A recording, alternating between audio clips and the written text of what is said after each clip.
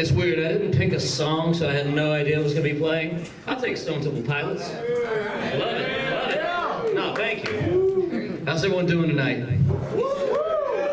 Show of hands, how many people expected me to sound like this?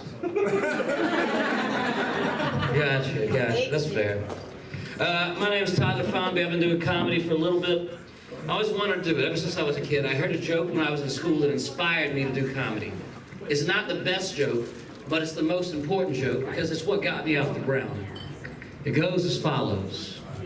A man walks into a bar and stays there my entire childhood.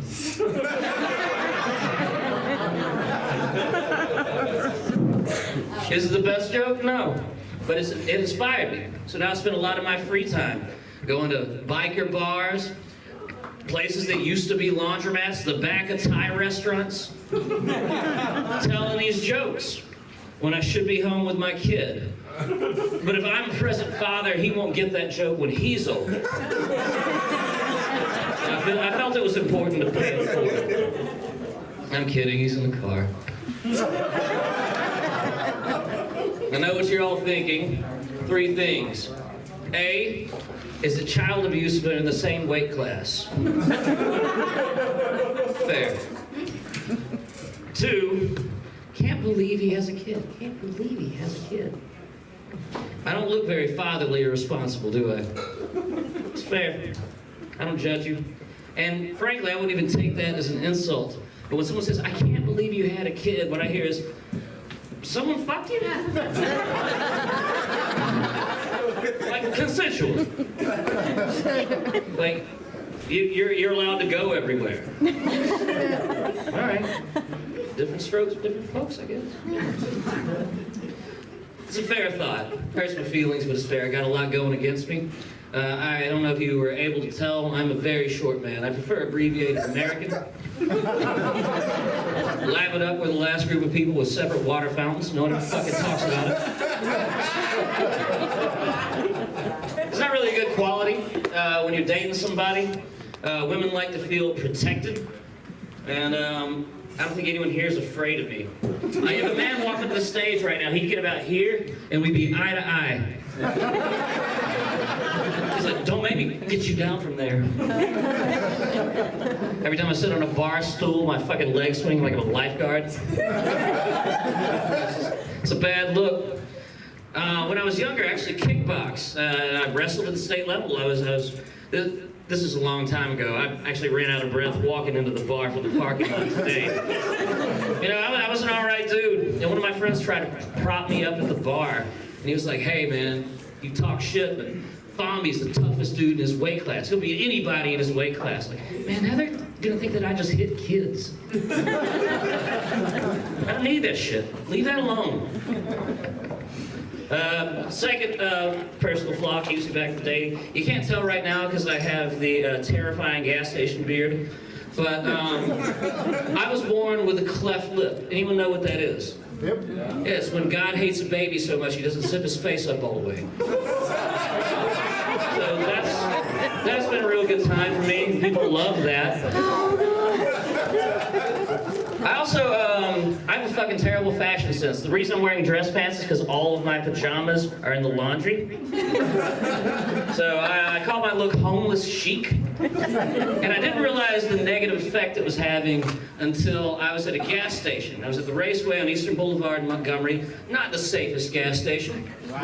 And I'm on pump 5, and I see a guy ask for change, pump 1, skips pump 2, pump 3, there's no one at pump 4, so I've got to think of my excuses. What we all do. What's our reason we can't give today? And then he walks, he makes eye contact, looks at my outfit, goes straight to pump 7. It was almost a fantastic strategy. I was ready to like throw change. I'm like, you think I ain't got nothing? Like I was mad. So now what I've started doing is I have time on my hands, like before a show, I just hang out at the gas station and ask people for money. Try to sell them my bluegrass CD. I'm Lightning Rod Fomby, check me out. I'll be on Facebook as soon as I get the internet. MySpace still a thing? But no, The next one, this is the one that really hurt, and the guy that said this to me is in the room, and I'm gonna point out, I'm gonna Babe Ruth the shit out of this dude. He's one of my best friends, and he said, "Do you know you have resting racist face?" I was mad as shit, it hurt my feelings. But I had to do a personal inventory. I had to go look in a mirror and be like, mediocre looking white dude, beard, baseball cap. Fuck! Like everyone carrying a tiki torch in Charleston looks exactly like me, but a foot taller. Guilty. Yeah, confessions in the crowd, I love it. But, so I'm single now, apparently. And not like active single. I'm not out here like throwing rod like an old Chevy. Not really my style. But, you know, I try to date, but there's some things in dating that weren't there when I was single. I was in a relationship for a pretty long time, because anyone that's gonna put up with this, you hang on, right? So, there are things that are there that shouldn't be there in the dating. Who here has received a dick pic? Right here. I got Who here has sent a dick pic? Yeah. You know, that math never adds up. All women are like, yeah, and every guy's like, nope, never. Not once. Not in my Bible, Pretty sure they said something about that in Leviticus. The iPhones.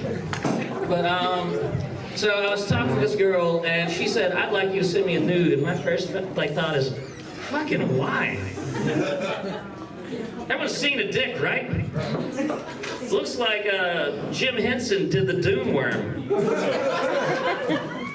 It's not a good look. Like, it's just not. The male form is pretty utilitarian. There's not a lot aesthetically pleasing going on. So she's like, hey, would you send a nude? I went, no.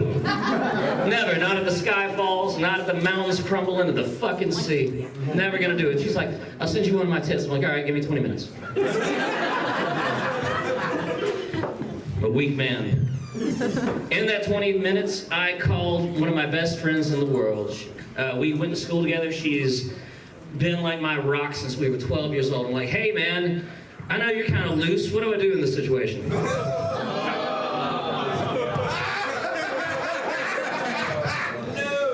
And she says, well, don't send a dick pic. No one wants a dick pic. Send a nude. Don't just like do the tree fell across the road. Like, no. Don't do the aerial. And I was like, all right. She's like, well, you know, when you get something from a woman, it looks like they put in effort. Like the angles are right, the lighting's good. And I was like, okay, I got this. Step one, I drank about half a bottle of whiskey. I don't know if you can tell by my accent, but I'm an alcoholic. Step two, I did about 50 sit-ups in my bathtub. You know, trying to look like I have some semblance of what there used to be here. And then, step three, I Googled ancient Greek statues. This does two things. It teaches you how to pose powerfully, and two, it builds confidence. Statues got crazy small dicks. You're gonna feel awesome if you have 3 inches on Zeus. God of Thunder? Not everywhere, bro.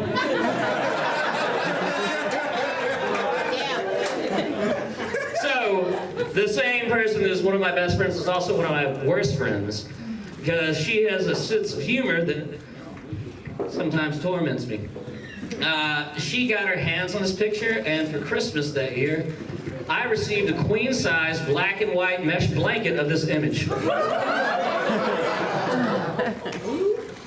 I admire it. I would have done it to her. She was just quicker on the draw. Now, it's horrifying. You never want to see yourself naked to a queen-size scale. Like, look at me. This should have been a bath towel, right? So this thing lives in my trunk because I have a kid running around the house and I don't make therapy money doing comedy.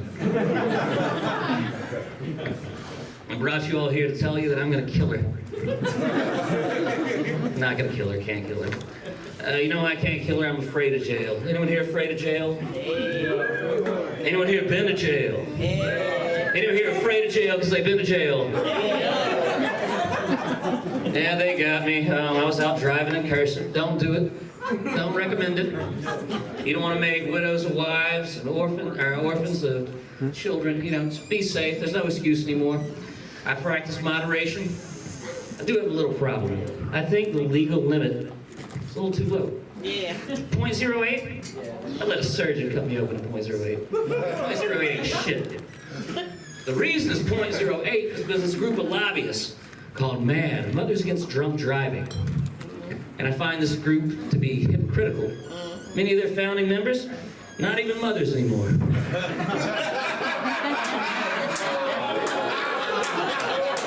ever keep a joke in a sentence just for you? Grown all you want, it's not going fucking anywhere. But no, I had to get my shit together. I spent the night in jail, and I know I spent the first 5 minutes talking about how dog dick ugly I was. I'm so handsome in jail. And I'm like a carton of Winstons. I'm out here glistening. I can't grow any chest hair. Oh. Had more hair back then, something to grab onto. It was a better time. Like, you know, sometimes when I get really depressed and I feel ugly, I almost go back to jail on purpose.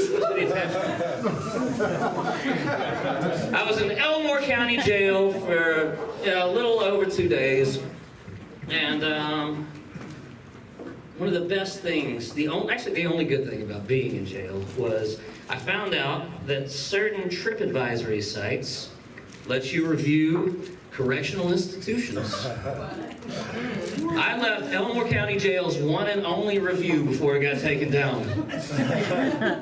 I don't even know why they took it down. It wasn't even negative. I was like, staff was unfriendly, accommodations filthy, food damn near inedible. Sex was all right. 3 out of 5. I don't think it was a bad review. I'll tell you guys 2 more stories and we get out of here. So I'm, that puts something on your record, right? So anytime a cop is behind you and they run your plates, something comes up that little screen that just says, probably, and you get pulled over. I was on my way to work because I kind of look like a guy that would be drunk at 6 in the morning going to Starbucks.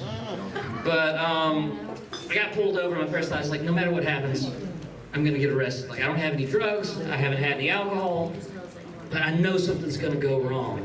And so yeah, you were going a little fast. And I was like, yes, sir, I'm sorry, I'm just running late for work. I apologize for the inconvenience. And he goes, yeah, we'd like to search your car.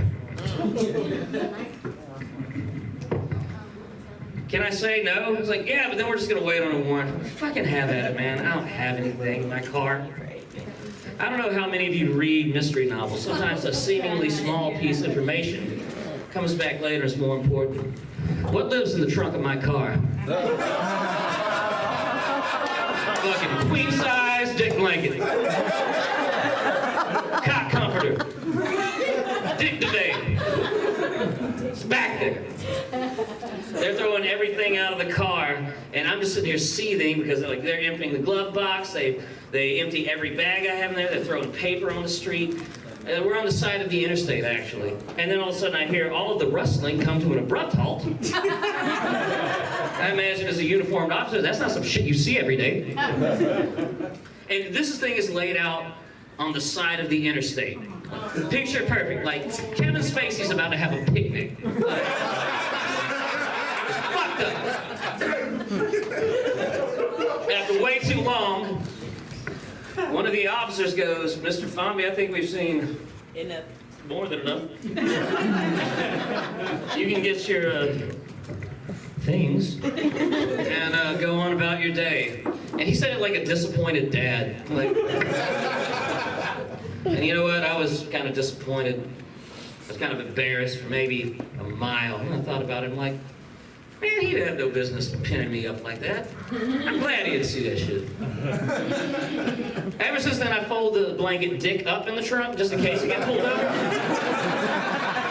Mr. Fomby, do you need any paraphernalia we need to know about? Yes. I don't know, officer, might be a pipe in the back.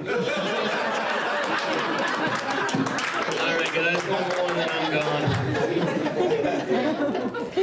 I complained earlier about, maybe not being as romantically involved with people as I would maybe wants to be, but I'm here to tell you I absolutely deserve it. I'm terrible in bed. Ooh. Not for the reasons, like everything works, I know where it goes. Hear me out.